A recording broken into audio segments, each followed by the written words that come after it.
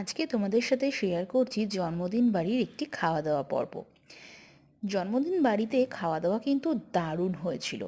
প্রথমেই প্লেটে পড়ে গেল কিমা চানা আর রুমালি রুটি। দারুণ স্বাদ হয়েছিল খেতে। আর এটা হচ্ছে মাছের একটা আইটেম, দেখো ভেতরটা কি সুন্দর জুসি।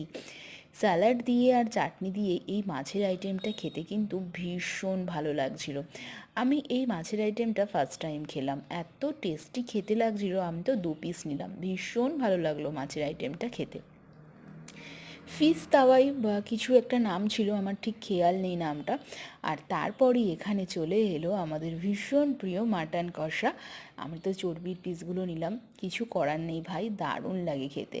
পোলাও দিয়ে এরকম মাটন কষা চর্বি দিয়ে খেতে কিন্তু ভীষণ টেস্ট লাগে, আর হয়েছিল দুর্ধর্ষ খেতে, দারুণ হয়েছিল।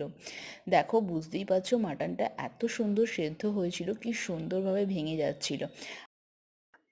আর তারপর কি টকাশ করে মুখে ভরে দিলাম সেই পিস দিয়ে, চর্বি দিয়ে আর মাটন পোলাও। ভীষণ ভালো লাগলো। আর সবশেষে দেখো এই ফ্রুট চাটনিটা কিন্তু আমি 2বার নিয়েছি, আমার ভীষণ ভালো লেগেছে। ফ্রুট চাটনি পাঁপড় দিয়ে তো ভীষণ প্রিয়, আর দারুণ খাওয়া দাওয়াটা ভীষণ ভালো হয়েছিল। ফ্রুট চাটনি পাঁপড় খাওয়ার পর পাতে পড়ে গেল সন্দেশ আর মিষ্টি। ওফো, দারুণ স্বাদ। তো সব কিছু খাবার পরে চলো দেখো, গরম জলের সঙ্গে এই লেবু, গন্ধরাজ লেবু দিয়ে হাত ধুয়ে নিলাম। এই ব্যাপারটাও কিন্তু আমার বেশ ভালো লেগেছে। আর সবশেষে নলেন গুড়ের আইসক্রিম খেয়ে বাড়ি চলে এলাম। ভিডিওটা তোমাদের কেমন লাগলো জানিও কিন্তু। টাটা।